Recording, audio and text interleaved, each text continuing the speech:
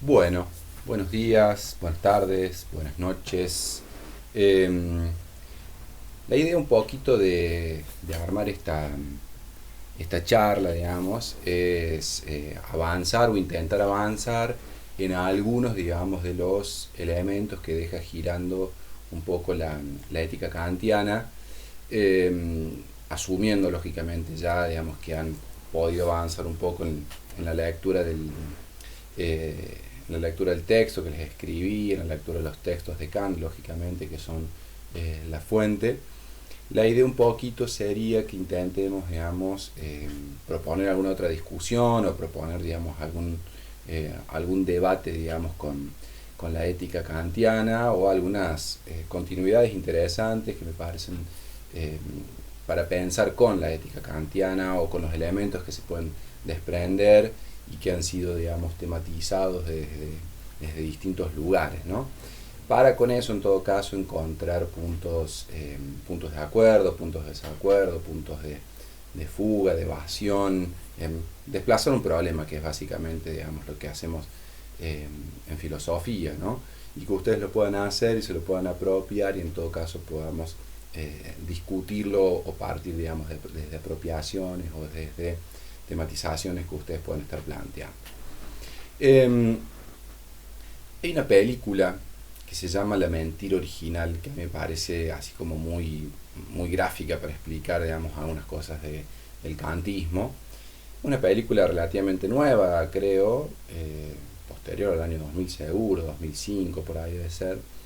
Trabaja un actor inglés, muy simpático, me parece muy gracioso ese tipo en todas las películas que lo he visto.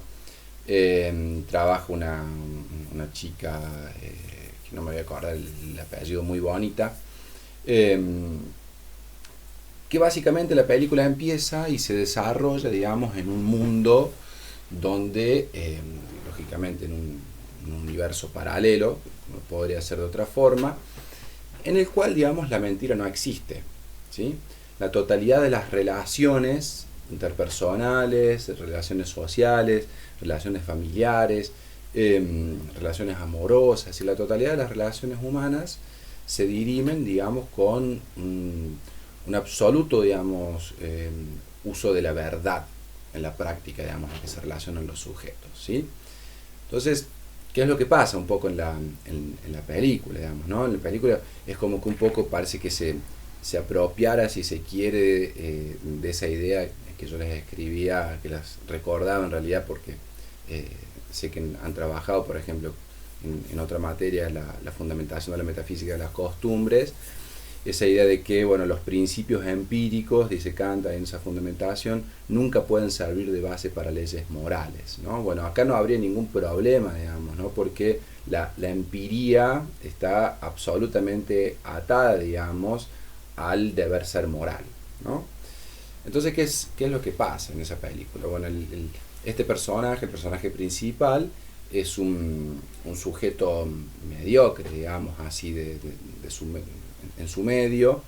Es una persona que trabaja en televisión con todas particularidades. La película está llena así de como de particularidades o señas interesantes para leer. Eh, Él trabaja, digamos, en televisión y lógicamente en un ámbito televisivo en donde no existe la mentira, pero no existe la mentira porque no es que se la ha negado, no es que hay una operación, digamos, de castración de la mentira, ¿no? De eliminación por fuerzas internas a lo social de la mentira, sino que simplemente los sujetos desconocen absolutamente la posibilidad del mentir. Son absolutamente, digamos, veraces, ¿sí? Entre su razonamiento y su exteriorización, digamos, ¿no? Hay una absoluta correspondencia, digámoslo así, entre, por ejemplo, el imperativo categórico, digamos, y el imperativo hipotético. Acá ni siquiera habría posibilidad de lo hipotético en este terreno, digamos, el que estamos hablando. Entonces, digo, con eso se pueden imaginar un poco cómo se organizaría una sociedad, digamos, en la cual la mentira no existe, la mentira simplemente es un inexistente, ¿no? Eh, en ese trabajo que él hace en la televisión no tiene, digamos, no podría tener jamás el, el tinte o la forma, digamos, a la que nosotros estamos acostumbrados. No podría existir la ficción, ¿no? Porque nadie puede ficcionar algo que no es en este mundo, ¿no? Nadie puede trabajar de otra cosa, porque supondría, digamos, transformar un estado de verdad, ¿no? Y dejarlo en suspenso, ¿sí? Lo cual sería una imposibilidad, digamos, en este universo, ¿no? Por lo tanto, los programas de televisión que se desarrollan en este universo son, lógicamente, documentales, ¿no? Entonces, los documentales son un ejercicio de veracidad absoluta, ¿no? Y los programas son conducidos, digamos, por los o las actores, digamos, o los personajes más famosos, lógicamente, del lugar, pero con guiones que son escritos por historiadores, por investigadores, y que los actores simplemente lo único que hacen es leerlos, digamos, a la cámara, ¿no? Sin representación por detrás, sin actores, sin actoras, sin maquillaje, nada, digamos, no hay ningún tipo, digamos, de filtro con la realidad, digamos, ¿no? De mediación entre el sujeto, la verdad y la realidad, ¿no? Bueno, a este personaje de la película le cabe un lugar en una etapa histórica, por ejemplo, que no tiene ningún interés, que es, no me acuerdo si el siglo XV o el siglo XIV, donde decían que no había pasado mucho, por lo tanto, digamos, no había mucho que decir, entonces era un siglo aburrido, digamos, él no tenía mucho que escribir sobre ese siglo, entonces en su trabajo no le va muy bien, su jefe le da vueltas, digamos, para despedirlo, le dice que lo quiere despedir, pero que no se anima, entonces, bueno, está en una relación súper tensa, digamos, ¿no? Él está muy enamorado de esta chica, digamos, que en términos, digamos, de la belleza física, ella se encarga de decirle que juega en otra liga, digamos, ¿no? Que ella sabe que es muy bonita, genéticamente, digamos, superior, o para una apariencia genéticamente superior a él, y que a ella le parece re simpático, se lo dice, él la invita a cenar, digamos, de un modo insistente, hasta que ella acepta, y ella, bueno, le dice, la verdad es que yo no quisiera tener hijos que se parezcan a vos, vos sos petizo, gordito y mediocre, yo soy alta, exitosa y bella, digamos, por lo tanto, digamos, no da, digamos, ¿no? Entonces, pero esto dicho así, del modo más descarnado que se puedan imaginar, sus compañeros de trabajo, uno en particular, digamos, lo toman de objeto de burla, digamos, ¿no? Todos le dicen que les parece un sujeto patético, que no lo toleran, digamos, él asume su patetismo, incluso lo asume, digamos, con su madre, digamos, que está moribunda en un asilo, ¿no? Y bueno, él le dice, ella le pregunta, bueno, hijo, ¿qué me va a pasar? Y él dice, bueno, y te vas a morir, mamá, sola y mediocre como yo. Y la madre le dice, sí, vos también, ¿no? Bueno, sí, un nivel impresionante, ¿no? Bueno, llega el caso, digamos, que esta sucesiva, digamos, crisis del sujeto, ¿no? Crisis laboral, crisis amorosa, crisis familiar, crisis económica también, porque lo están a punto de echar, digamos, de su departamento porque no pagaba, digamos, el alquiler. Llega el momento en que él va, digamos, tiene que ir al banco a buscar lo que le queda de dinero para intentar ver si podía arreglar con el tipo que le está cobrando el alquiler. Y cuando llega al banco, es interesante también dónde se empiezan a desatar las cosas, ¿no? En el ámbito de la economía, en el ámbito, digamos, ahora de bancario.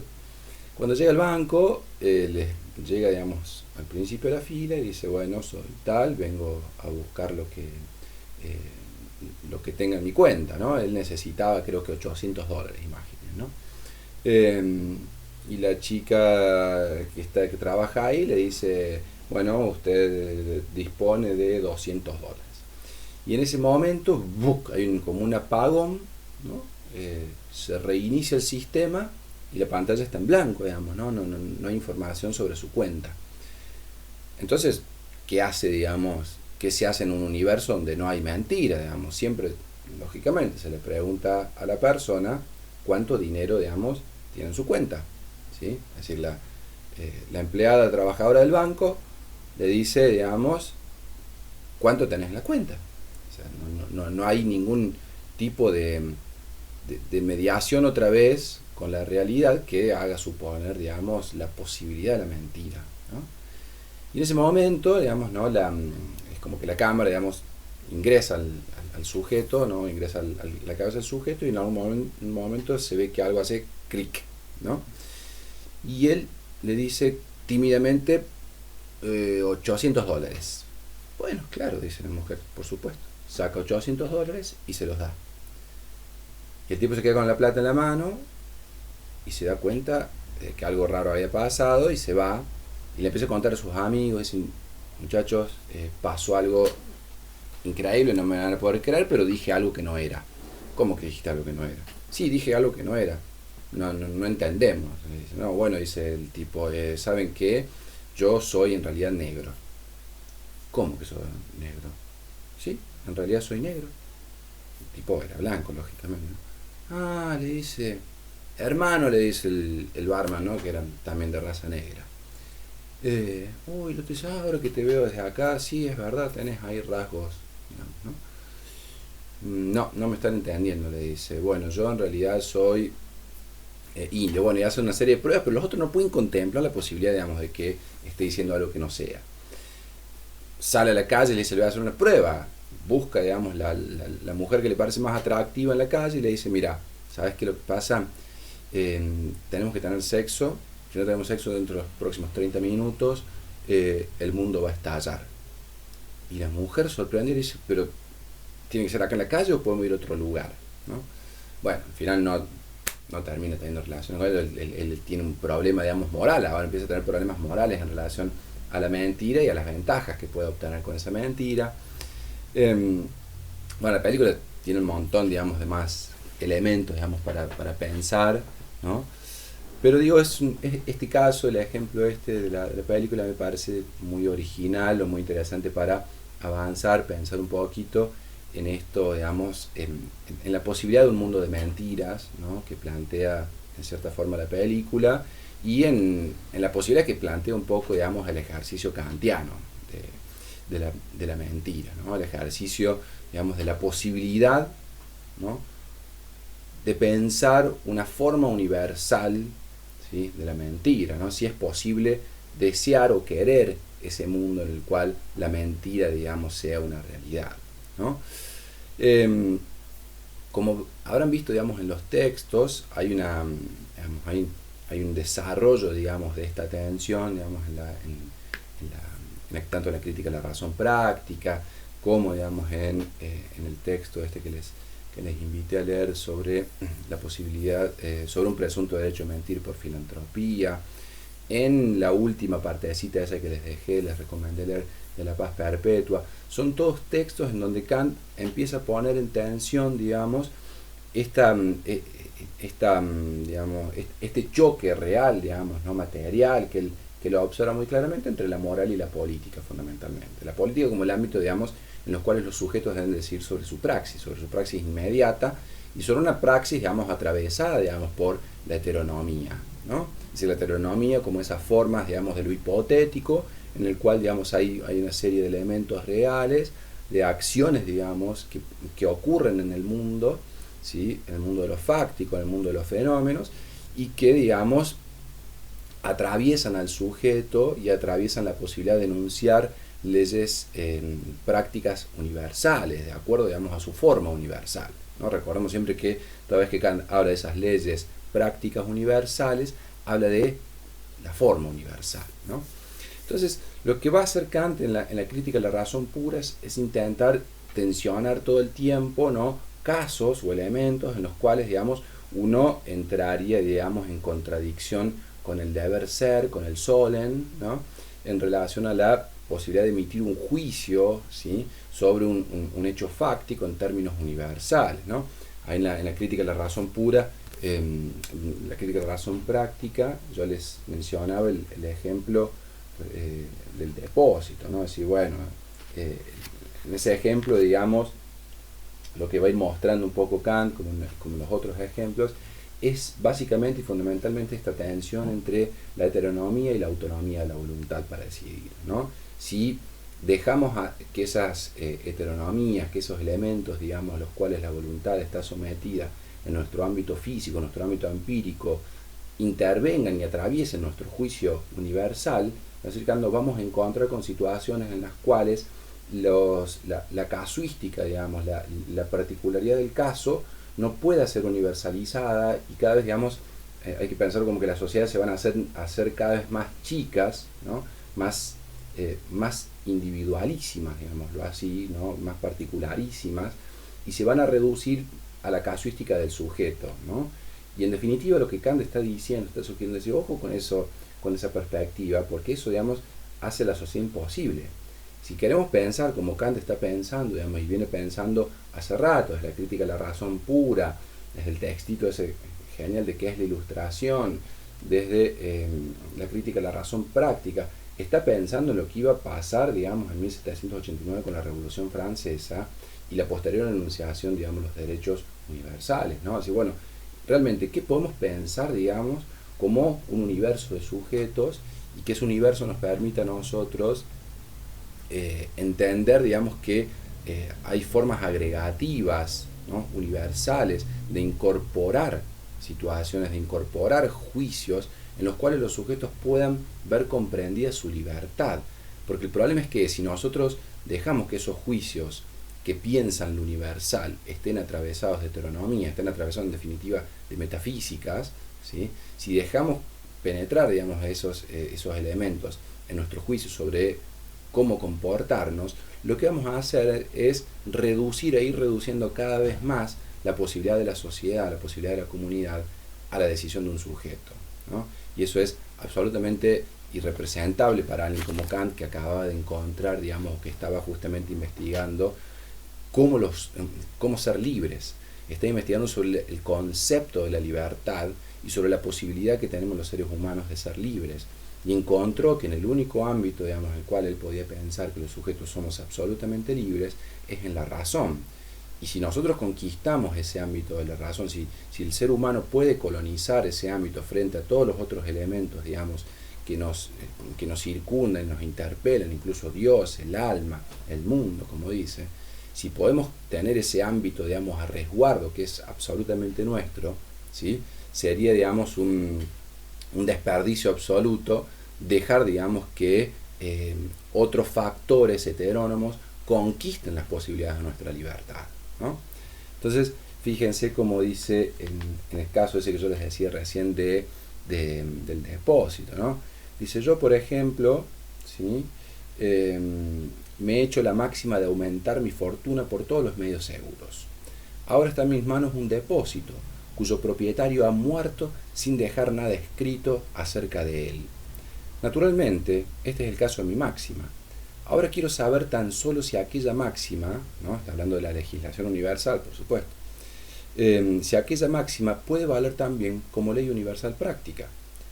La aplico, pues, al caso presente y pregunto si puede adoptar bien la forma de una ley y, por consiguiente, si yo podría dar por medio de mi máxima al mismo tiempo una ley como la siguiente: que cualquiera podrá negar un depósito cuyo establecimiento no pueda probarle nadie. Es decir, bueno, si se murió, digamos, mi acreedor, ¿sí? Ya está, la deuda muere con él, yo no tengo más que pagar, ¿no? Enseguida me apercibo de que semejante principio, como ley, se destruiría a sí mismo, porque haría que no hubiese depósito alguno. Una ley práctica, que yo reconozco como tal, tiene que calificar o calificarse para la legislación universal. Esta es una proposición idéntica y por consiguiente clara por sí misma, ¿sí? Ahora bien, si digo mi voluntad se haya sometido a una ley práctica, entonces no puedo alegar mi inclinación, verbigracia en el caso actual, mi codicia, como el fundamento de determinación de la voluntad capacitado para ley práctica universal, pues esa inclinación heterónoma, ¿sí? Lejos de ser apta para una legislación universal, tiene más bien que plegarse ella misma a la forma de una ley universal. Es decir, Kant está diciendo, no podemos dejar elementos, digamos, tan drásticos como la libertad, como la posibilidad, digamos, real de desenvolver una sociedad, ¿no? Pacífica. Por eso, digamos, llega a pensar en la paz perpetua, pacífica, ¿sí? Dejando esos elementos al ámbito de las heteronomías, al ámbito de la apetencia individual, de la codicia en este caso, o de la mentira en el otro, ¿no? Es decir, no podemos suspender, está diciendo, la posibilidad de que la libertad sea encaminada, sea orientada por el deber ser de los sujetos, no puede ser, digamos, eliminada, digamos, de la cuenta y dejar justamente que sea conducida por ciertas heteronomías. Ese es el papel de los derechos humanos universales, digámoslo así, ¿no? El papel de los derechos humanos universales, de los pactos internacionales y demás que tenemos en la actualidad, es decir, o de las leyes, digamos, los nuevos marcos de reconocimiento que pretenden, digamos, universalidad, digamos, toda pretensión de universalidad en el marco de los derechos supone, digamos, que la afectación al sujeto, digamos, que en el marco de la cuenta de la disputa por los derechos es afectado en su reconocimiento, ¿sí? El marco de universalidad supone igualar, digamos, una diferencia que lo que hace, digamos, que esa diferencia lo que hace es jerarquizar a los sujetos, ¿no? La universalización equipara, pone las condiciones, digamos, en términos equiparables, por lo menos, digamos, universalmente, pero le da elementos al sujeto afectado, digamos, en esa jerarquía, le da elementos para oponer y para disputar, ¿sí? Frente a lo que está jerarquizado, digamos, si no, no habría posibilidad. Después está, lógicamente, el ordenamiento, digamos, de lo posible, del sujeto que hace posible la disputa por la jerarquía. ¿Quién es? Si es el Estado, si es el movimiento, si es qué, es decir, qué hace que la cuenta de los subordinados, de los sometidos, de las sometidas, ¿sí? Pueda realmente cambiar, ¿no? Ahí está la cuestión si queda meramente como un enunciado formal o si hay condiciones fácticas de posibilidad, que va a ser mayormente lo que le van a criticar, digamos, a Kant, ¿no? Entonces la cuestión es, en esta tensión otra vez entre autonomía y heteronomía, ¿qué hacemos con nuestra libertad, ¿no? ¿Cómo ser libres? La cuestión es cómo ser libre de nosotros mismos y de las otredades. De nosotros mismos y de las otredades que están afectados y están tensionados, ¿sí? Por los mismos elementos, digamos, fácticos, por los mismos elementos, digamos, que afectan a las pasiones y pueden afectar nuestra capacidad de dirimir en términos del ser y del deber ser, ¿sí? Un juicio moral en este caso. Ahora bien, para el juicio, digamos, para el ámbito de la moral, la pasión, digamos, no puede ser admitida, digámoslo así, la pasión o la afectación heterónoma no puede ser admitida, digamos, como elemento del juicio universal, porque si no, digamos, otra vez, caeríamos en lo particular. Y ahí me parece sumamente interesante traer a colación ese caso que yo les propuse, del texto este sobre un presunto derecho a mentir por filantropía, porque acá se va a ver, digamos, bien claro, digamos, en una ejemplificación, porque ¿qué es lo que pasa? Kant, digamos, siente que con el ataque ese que le hace Benjamin Constant, digamos, a su texto o a su idea, le está pegando, digamos, en su línea de flotación. O sea, si Kant admite esa crítica y no la contesta, parece que le estuviera dando, digamos, le estuviera cediendo el terreno a Constant y a los críticos, digamos, de la forma de ordenar un sistema de derechos, ¿no? Entonces, va a decir Kant, dice, bueno, primero hay que distinguir claramente, ¿no? Entre la verdad y la veracidad, digamos, ¿no? Son dos elementos que no podemos equiparar y que equivocadamente, dice Benjamin Constant, pone, digamos, en un mismo plano, cuando yo me he encargado, digamos, durante toda mi obra, digamos, de distinguir claramente estos dos ámbitos, ¿no? Entonces, va a decir Kant en ese texto, dice, bueno, la primera cuestión, ¿no?, es la de si el hombre, en los casos en que no puede eludir una respuesta de sí o no, porque el caso era, digamos, la interpelación, otra vez, la interpelación que hace alguien, ¿sí? Como yo les relato un poco ahí en ese escrito que les dejé, la interpelación que hace alguien que viene a buscar, digamos, una persona que se esconde en mi casa para matarlo, ¿no? Constant dice, bueno, según Kant, a ese tipo, Kant dijo que a ese tipo hay que decirle que sí, o sea, si me pregunta, yo no puedo mentir, ¿no? Yo no puedo, digamos, no actuar en función del deber ser, por lo tanto debo decirle, digamos, que sí, está escondido ahí abajo de la cama, o sea, debo decirle sí, está acá, ¿no? No podría, digamos, si sigo, digamos, los criterios de la legislación universal del deber ser, yo no podría enunciar, digamos, una mentira. Entonces, Constante le dice, bueno, pero a ver, alguien que viene con una intención criminal pierde derecho a la verdad, ¿no? Que es re interesante también lo que dice Kant. Y claro, pero Kant, digamos, le dice, bueno, pero no, pará. Digamos, vos no podés equiparar, digamos, verdad y veracidad porque ahí lo que me estás haciendo es una trampa a mi propio sistema, ¿no? Entonces, digamos, vamos a aclarar bien la cosa. Y le dice, bueno, dice, ¿no? La primera cuestión es la de si el hombre, en los casos, digamos, en que no puede eludir una respuesta de sí o no, tiene la capacidad, el derecho, dice entre paréntesis, de no ser verídico. Y la segunda cuestión es la de si éste, en una determinada declaración a la que le fuerza una constricción injusta, no estará obligado a no ser verídico para evitar un crimen que le amenaza a él o a otro. La veracidad en las declaraciones que no pueden eludirse es un deber formal, ¿no? La veracidad en las declaraciones que no pueden eludirse es un deber formal del hombre para cualquier otro, por grave que sea el perjuicio que para él o para el otro pueda seguirse de ellas, ¿no? Es decir, diciendo, hay un deber formal, ¿no? La cuestión es, o sea, porque acá se empieza a poner como tenso, ¿no? Y parece, digamos, floja, digamos, la continuación de este texto. Bueno, hay un deber formal de decirlo. La cuestión es, ¿qué hacemos, digamos? Ahí está donde el sujeto que hace consigo mismo, ¿no? Esta cuestión de la virtud, hasta dónde llega la virtud del sujeto, ¿no? Y la posibilidad de vivir, digamos, su vida material, afectiva, pasional, ¿no? Con los criterios de la razón pura, ¿no? Y Kant va a decir, bueno, digamos, ese deber formal, ¿no? Si tiene una correspondencia real, que es lo que debe tenerlo, porque en definitiva, como dicen, o como va a decir en la paz perpetua, digamos, nosotros no podemos obrar, digamos, con la política por encima de la moral, ¿no? Sino, digamos, la moral debe estar por encima de la política, es decir, la política debe ajustarse a esos principios morales, ¿no? Si fuera al revés, ¿sí? Si la moral se ajustara a los principios de la política, otra vez quedaríamos sujetos, digamos, a la permanente excepcionalidad, dice Kant incluso en la paz perpetua. Esto es re interesante porque utiliza el concepto de la excepción, ¿no?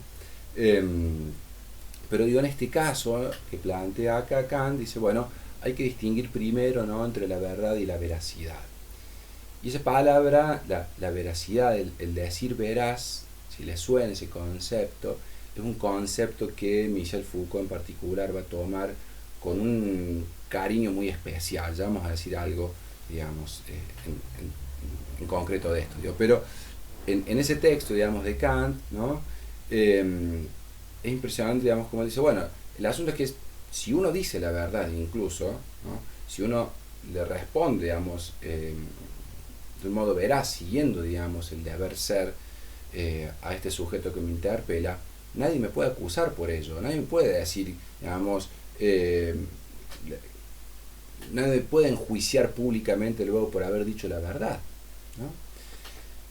Incluso después eso ya de por sí es impresionante, ¿no? Pero dice, fíjense cómo dice, el ser veraz en todas las declaraciones es pues un sagrado mandamiento de la razón, incondicionalmente exigido y no limitado por conveniencia alguna, ¿no?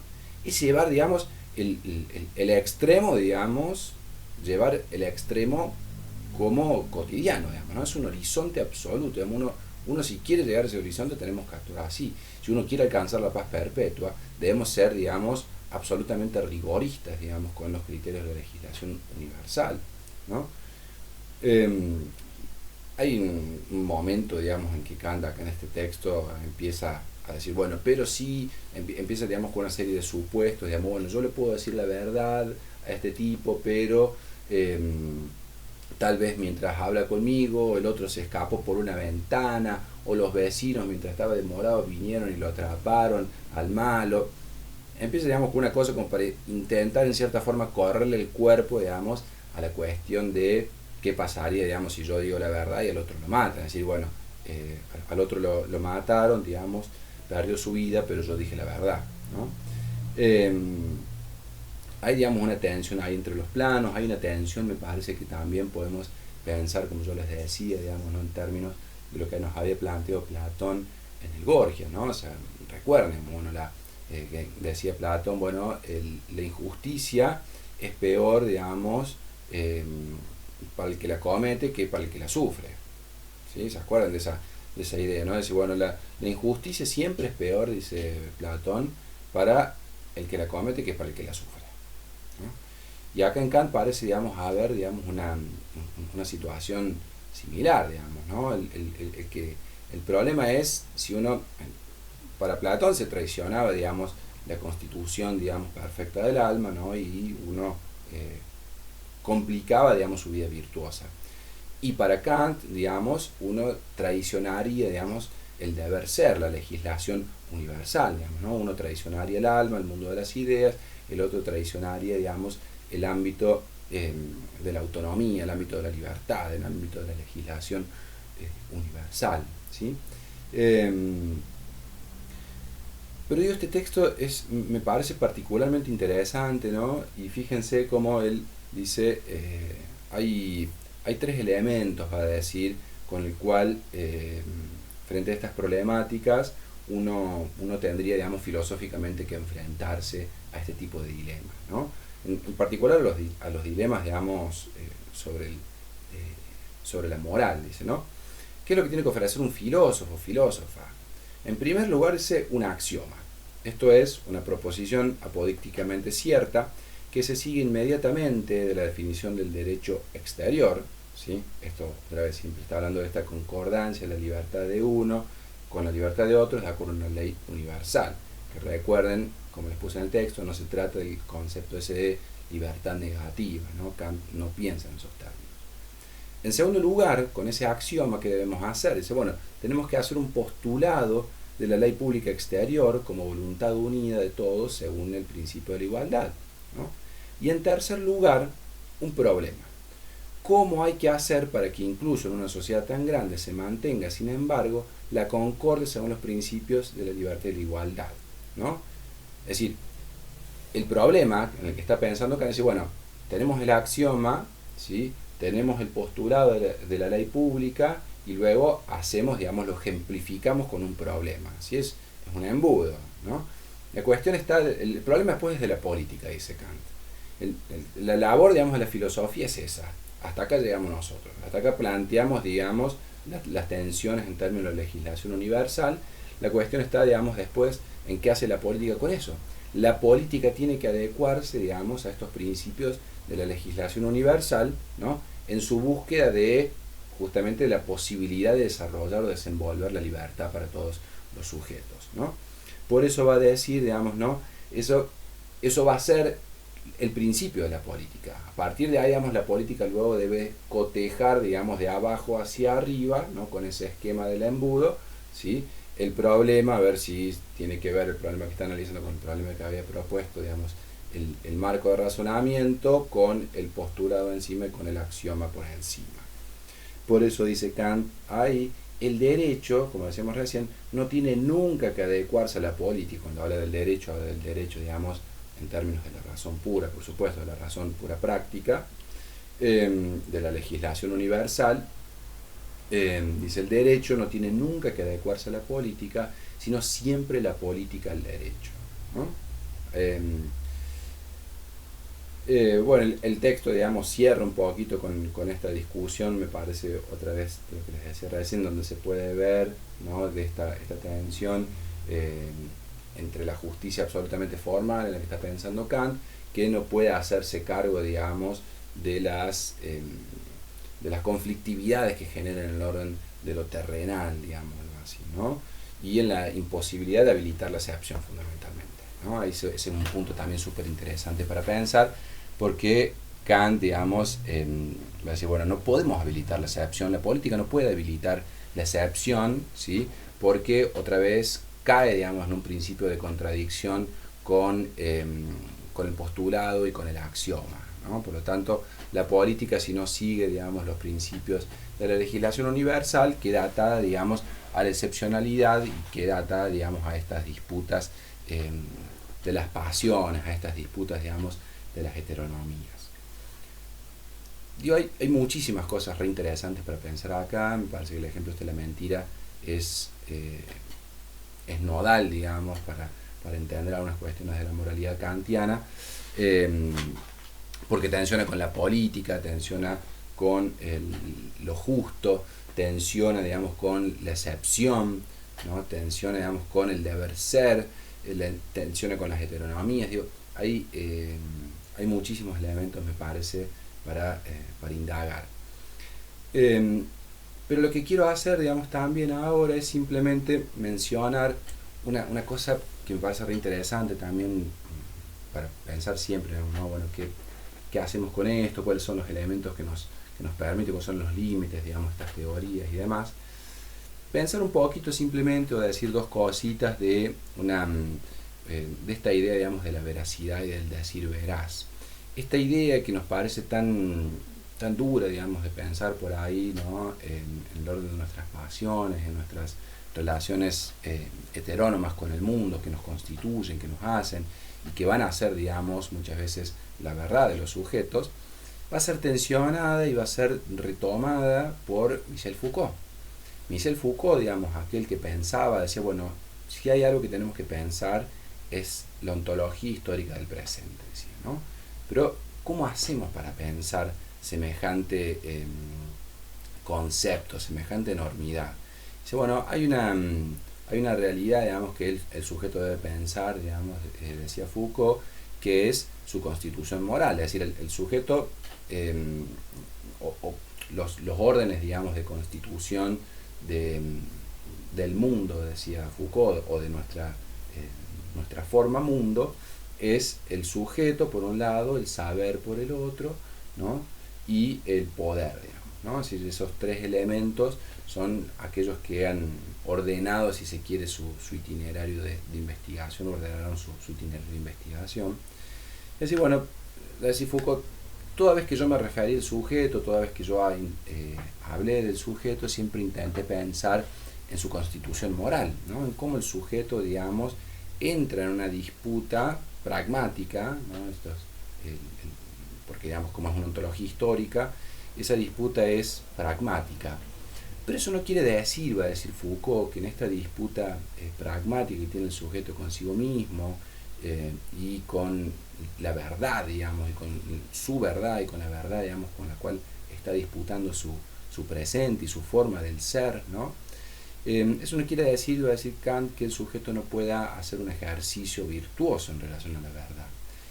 Y acá Kant va a tomar esta noción, digamos, de la parresía, ¿no? Una noción que le va a ser súper cara, digámoslo así, súper afectiva en los términos, digamos, de su propuesta filosófica, de su propuesta política, y que básicamente va a estructurar, digamos, todo el paso, digamos, que el propio Foucault decía que había tenido, ¿no? De su etapa de la investigación sobre el poder más política hacia su etapa, digamos, su última etapa, que es el ámbito de la ética, ¿no? La hermenéutica del sujeto, el gobierno de sí y de los otros, el coraje de la verdad, digamos, todas obras en las que Foucault empieza a tensionar, digamos, el concepto de la ética, de lo común, del sujeto, del saber y del poder, por supuesto, también, pero vinculado, digamos, a esta hermenéutica de sí, esta hermenéutica del sujeto, esta constitución moral, como decíamos recién, del sujeto, y pensar, digamos, como va a pensar Foucault, a la parresía, digamos, como una virtud, ¿no? Entonces, Foucault va a desarrollar, digo, de un modo muy interesante, una apropiación, digamos, de Kant. Ustedes ya deben saber, digamos, que el pequeño texto ese de que es la Ilustración era un texto, digamos, fetiche para Foucault, ¿no? Como se suele decir, un texto, digamos, en el cual él encontraba, digamos, un punto arquimédico, digamos, en el cual se empiezan a plantear las cosas de un modo absolutamente diferente. De hecho, dice en algún lado Foucault va a decir, bueno, ese texto de Kant, esa pregunta por el presente que hace cuando se pregunta, digamos, qué es la ilustración, inaugura un tipo de respuesta, un tipo de indagación más que de respuesta, que la filosofía no había tenido hasta ese momento, ¿no? Que no había encontrado todavía en la modernidad, y que va a marcar, digamos, ¿no? el pensamiento de ahí hacia adelante, ¿no? En la pregunta, digamos, esa que hace Kant, y después en la pregunta que va a hacer Hegel, y después en la pregunta que va a hacer Nietzsche, ¿no? Entonces, incluso Foucault decía, bueno, entonces en algún punto, digamos, sí, yo soy kantiano, soy hegeliano y soy nietzscheano, digamos, ¿no? Porque los tres hacen preguntas o formulan, digamos, hacen una formulación de la pregunta, ¿no? Sobre el presente, de un modo absolutamente novedoso y radical, digamos. Entonces yo es como que no puedo no estar en ellos, digamos, ¿no? No puedo estar con ellos, o ellos no pueden estar conmigo, digamos, ¿no? También. Pero digo, esta pregunta sobre la veridicción y sobre el decir veraz, ¿no? Ocupa gran parte, digamos, de los textos de los últimos años de Foucault, y en particular, digamos, hay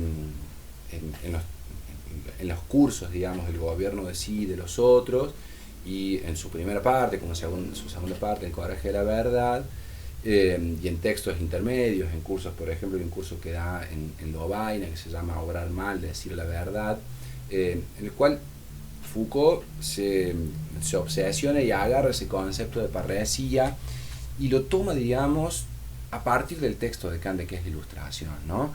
En ese texto, en el gobierno de sí y de los otros, ¿sí?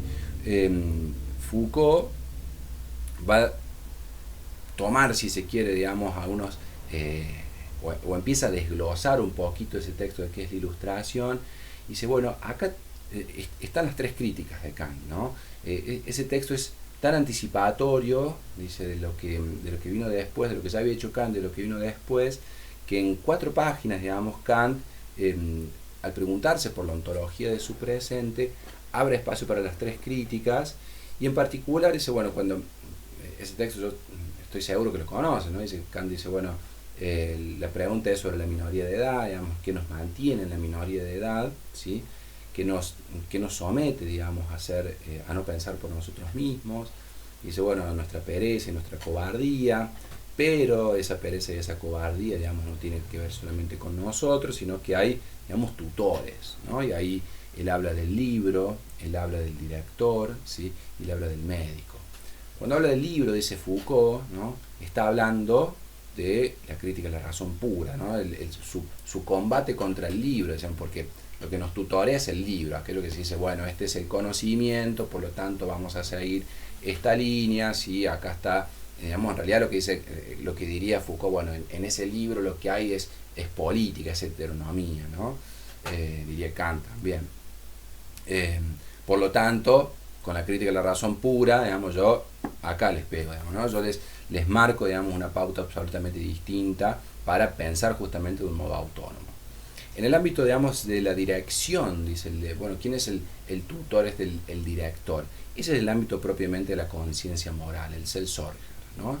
Es decir, ahí dice Foucault, está ya, digamos, el germen de la crítica a la razón práctica, porque cuando habla del director, habla, digamos, concretamente de la conciencia moral, ¿no? Y un poco a las pruebas me remito, a ver si me permiten. Dice Foucault, ¿no? Acá estamos en el gobierno de sí y de los otros. Las 2 primeras clases se las dedica a este texto, ¿no? A desglosar este texto, y a continuación, inmediatamente después, Foucault toma el concepto de la parresía, no vuelve a mencionar este texto ni a Kant, pero continúa con la parresía, digamos, ¿no? Con esta idea del decir veraz como una virtud, ¿sí? Y dice, el segundo ejemplo que ponía él, Foucault, ¿no? Que es el del Selbstsorger, ¿sí?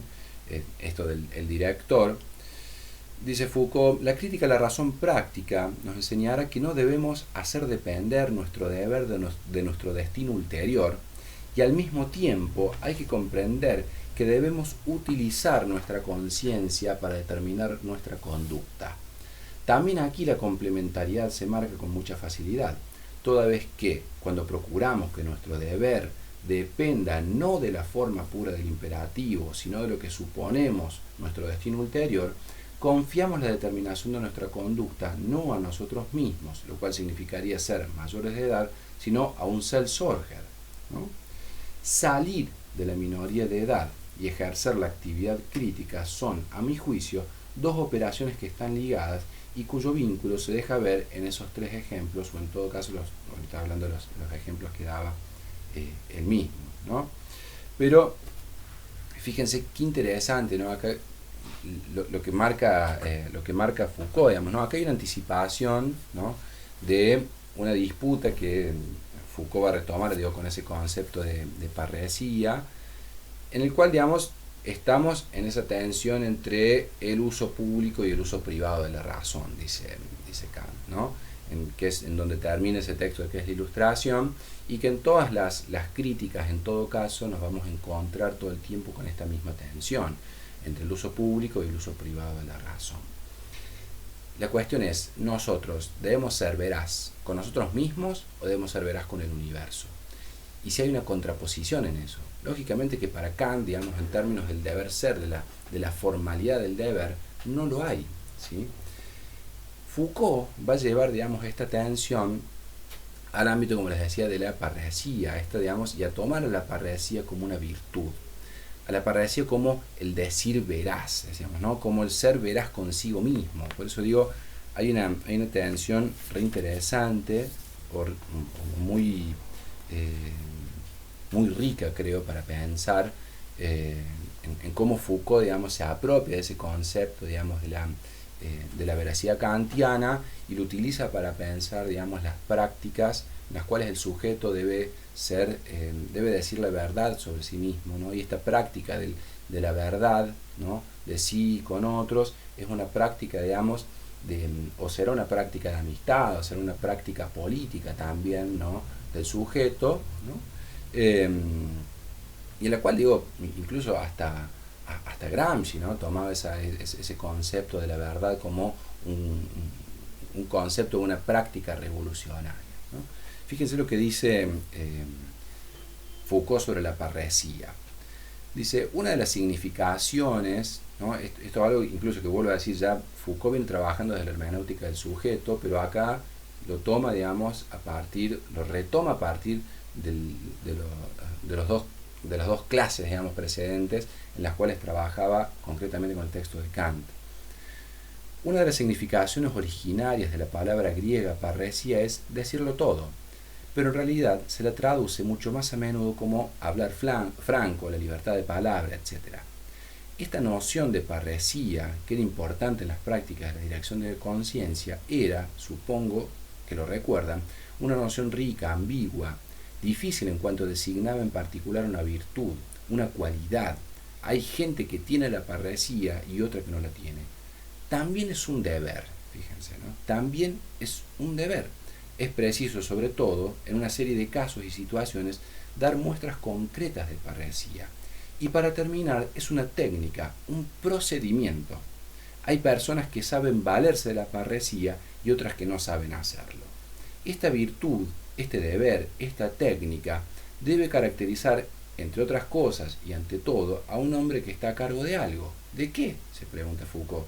Pues bien, de dirigir a otros y en especial de dirigirlos en su esfuerzo, en su tentativa de constituir una relación consigo mismos que sea una relación adecuada. En otras palabras, la parresía es una virtud, un deber y una técnica que debemos encontrar en quien dirige la conciencia de los otros y los ayuda a constituir su relación consigo mismo. Fíjense la finura, digamos, de lo que está diciendo acá Foucault, ¿no? Sí, bueno, la parresía es un ejercicio de la verdad, es una práctica, digamos, de verdad del sujeto, pero es una práctica que el sujeto hace, digamos, en términos individuales, pero que a su vez, digamos, la está haciendo con un deseo, digamos, de otredad. está haciendo con un deseo de participación de la estructura, digamos, de la verdad con otros sujetos. No habla, digamos, del legislador universal, o sí lo va a hacer, digamos, más adelante, ¿no? Pero está pensando cuál sería, digamos, ese tribunal, digamos, ¿no? ¿Cuál sería ahora si no es, digamos, el tribunal de la razón, decía Kant? Bueno, acá, en términos de Foucault, está pensando, digamos, ¿no?, en otra serie de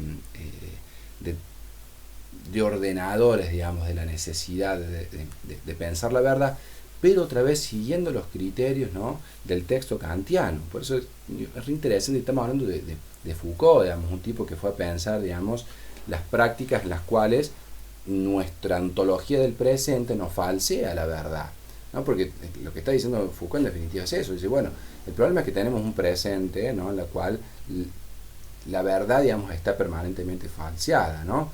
Pero está falseada porque otros tipos de prácticas se han instituido como formas de la verdad, ¿no? Se aparecen como formas de la verdad, ¿sí?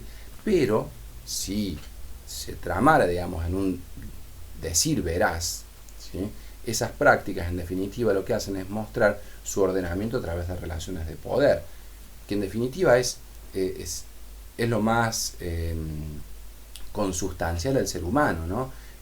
Esa es tal vez la diferencia con Kant, digamos.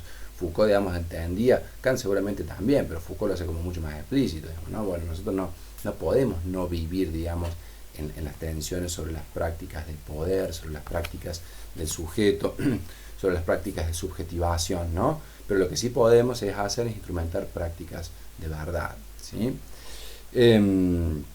Entonces, el parresiasta, va a decir Foucault, digamos, en su investigación, ¿no?, aquel, digamos, que ejerza la parresía, va a ser justamente aquel quien diga la verdad y que se diferencie y que se vaya a diferenciar todo lo que pueda, digamos, de lo que es mentira y la difamación. Entonces, hay en este texto que me parecería, digamos, súper interesante para aquel que le interese el tema, lo aborde. Hay todo, digamos, una pregunta sobre qué no es la parresía, ¿no? Sobre qué es y qué no es la parresía, qué es esto de decir la verdad y qué no lo es, ¿no? Y digamos, en esa contraposición, cierro con esto porque se me está haciendo re largo, digamos, a lo que pensaba hacerlo más corto, ¿no? La pregunta entonces, en esa tensión entre qué no es y qué es, digamos, la parresía y el decir verdad, va a decir Foucault, dice, bueno, sean cuales fueren las formas en que se dice esa verdad, sean cuales fueren las formas que utiliza esta parresía cuando se recurre a ella, siempre la hay cuando el decir veraz se expresa en condiciones tales que el hecho de decir la verdad y el hecho de haberla dicho van a entrañar o pueden o deben entrañar consecuencias costosas para quien la ha proferido.